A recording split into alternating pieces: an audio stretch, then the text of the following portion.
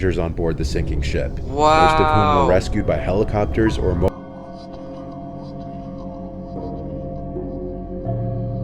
What's up, ASA gang? Happy Friday the 13th. I hope you guys are having a wonderful day. Yeah, on straight to the video, I'm going to be watching another Mr. Nightmare video, which is about Friday the 13th. Now, this video did come out yesterday, but hey, I decided what the hell, I should react to it. I should react to it on Friday the 13th. So, yeah, with all that being said, let's get this started.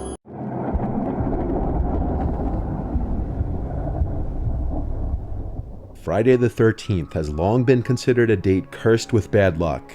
Right? It's largely been a date that people look at as an excuse to do scary themed activities like binging scary movies.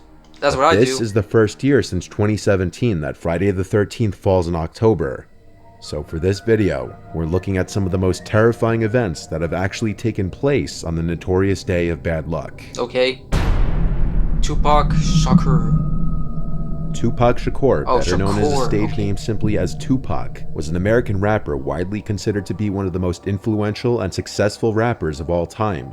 Tupac was arguably responsible for some of the most memorable rap verses in history. And while much of his notoriety came about after his shocking death in the mid-1990s, he's still remembered and talked about today. On the night of September 7th, 1996, Tupac was in Las Vegas celebrating his business partner's birthday. Okay. One night while there, he attended the Bruce Seldon vs. Mike Tyson boxing match with Suge Knight at the MGM Grand. Later that night at about 11:15 p.m., while at a stoplight, a white four-door Cadillac sedan pulled up to the passenger side of Tupac's vehicle, and an occupant rapidly fired into the car. He was hit 4 times, once in the arm, once in the thigh, and twice in the chest, with one bullet entering his right lung. Oh shoot. Tupac succumbed to his injuries 6 days later on September 13th, which was a Friday. The case went unresolved, with people suspecting his friend Suge Knight and even rapper Biggie Smalls of the murder. But recently on September 29th, 2023, 60-year-old Dwayne Keith Davis was charged in the killing of Tupac. Dwayne is not accused of being the one to pull the trigger that night in Las Vegas, but he is, however, being accused of having been the one to call the hit on Tupac. The trial is still currently in progress. Damn. A lot of people refuse to fly on Friday the 13th, and while that may come down to pure superstition among some people, there have been a few tragedies in the air on this day. In October 1972, on Friday the 13th, a plane heading to Chile was forced to crash land in the Andes Mountains. The flight was carrying 45 passengers and crew, including 19 members of the Old Christians Club rugby union team, along with their families, supporters, and friends. 3 crew members and 9 passengers died immediately. Several more died soon afterward due to the frigid temperatures and the severity of their injuries. Survivors of the crash hid in the wreckage for warmth and were eventually forced to cannibalize and eat deceased passengers to survive. A rescue team was sent out, but the mission was called off after 10 days. However, 72 days after the crash, as the weather improved with the arrival of late spring, 2 survivors climbed a 4,700-meter mountain peak without gear and hiked for 10 days into Chile to seek help, traveling a total of 38 miles. The 2 men were able to alert authorities that there were still 16 survivors trapped in the mountains, leading to their rescue. But believe it or not, on the exact same Friday the 13th as this plane crash, the same exact date, was another plane crash that killed all 164 passengers and 10 flight crew. What the heck? It was Aeroflot 217. The plane needed to land due to horrible weather conditions, but crashed upon landing in Russia just 3 miles away from the runway. The exact cause of the crash could not be determined, but it's speculated that it was largely to do with simply human error. Casualty-wise, it is one of the worst plane crashes in history. While these incidents are incredibly rare, perhaps there is a reason flights are cheaper on Friday the 13th. Wow. If you're not superstitious, perhaps it may be worth it. But now we move from the sky to the sea, looking at the Costa Concordia disaster. Oh no. On Friday the 13th, January 2012, the 8-year-old Costa Cruises ship Costa Concordia just left Civitavecchia, Italy at approximately 7:18 p.m. On board were 1,022 crew members and 3,206 passengers. As the Concordia approached Giglio Island several hours later, it deviated from its standard course, moving closer to the small Tuscan island for a maritime salute, which included the cruise ship sounding its horn to show off to onlookers on the land. The Concordia had performed several in the past, but the area was known for rock outcroppings, and at some point, such a formation was noticed in the ship's path. Francesco Schettino, the captain, ordered a change in course, but allegedly due to language issues, the Indonesian helmsman steered the boat in the opposite direction. Oh my god, It took a are you little over kidding? 10 seconds to correct the maneuver, and the boat's bow ultimately swung clear, but the stern collided with the reef at approximately 9:45 p.m. The damage had been done. The Concordia's port side had suffered a 174-foot tear. This caused the ship to list and then partially sink, landing unevenly on an underwater ledge. Although a 6-hour rescue effort brought most of the passengers ashore, 33 people died, 27 passengers, 5 crew, and later a member of the salvage team. An investigation focused on the shortcomings in the procedures followed by the Concordia's crew and the actions of the captain, Francesco, who left the ship prematurely, leaving behind about 300 passengers on board the sinking ship, most of whom were rescued by helicopters or motorboats in the area. Schettino was found guilty of manslaughter and sentenced to 16 years in prison. Despite receiving criticism, Costa Cruises and its parent company Carnival Corporation didn't face criminal charges. The total cost of the disaster, including victims' compensation, refloating, towing, and scrapping costs, is estimated at $2 billion, more than 3 times the ship's original $612 million construction cost.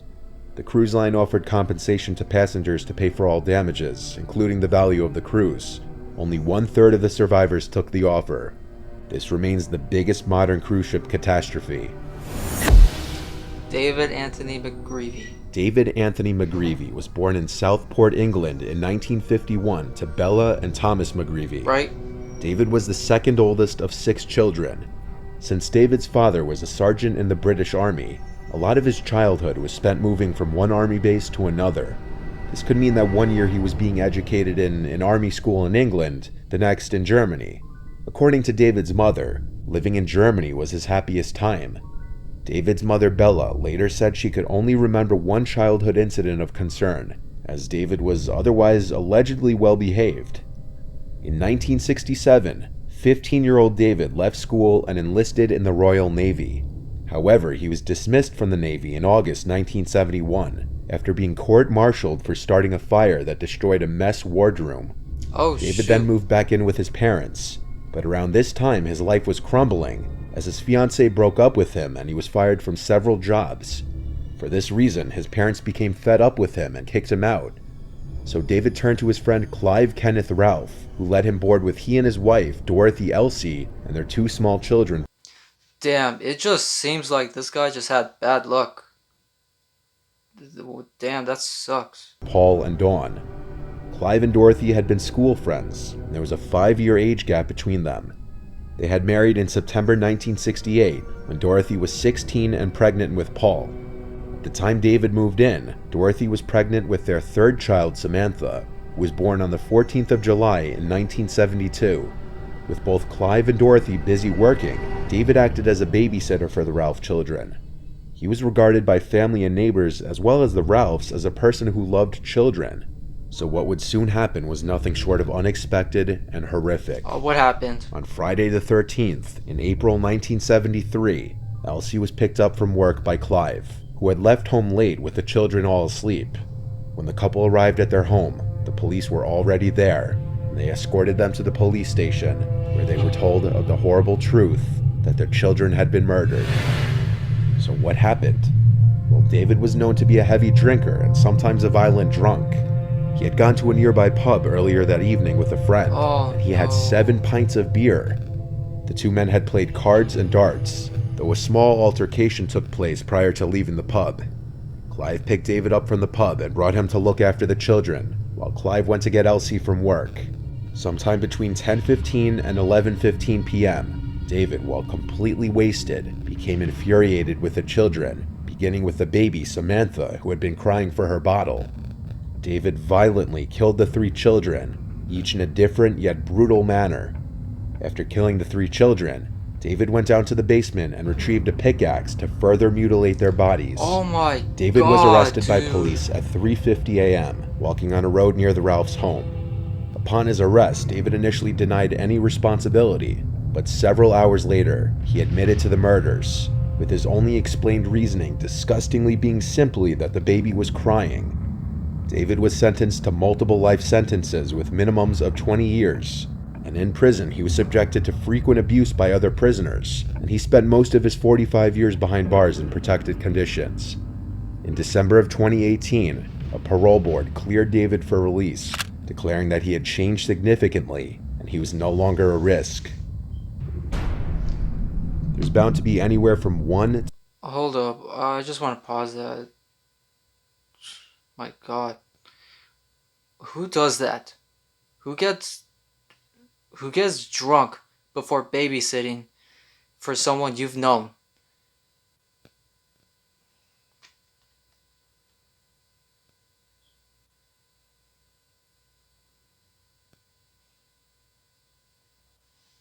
That's just sad, man. to 3 Friday the 13ths each year.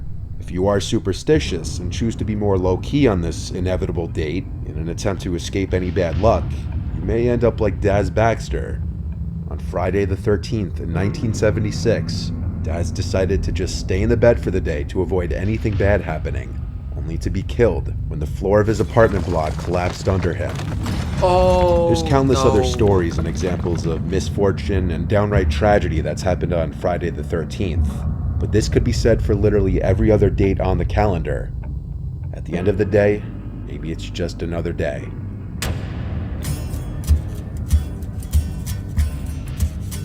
Damn.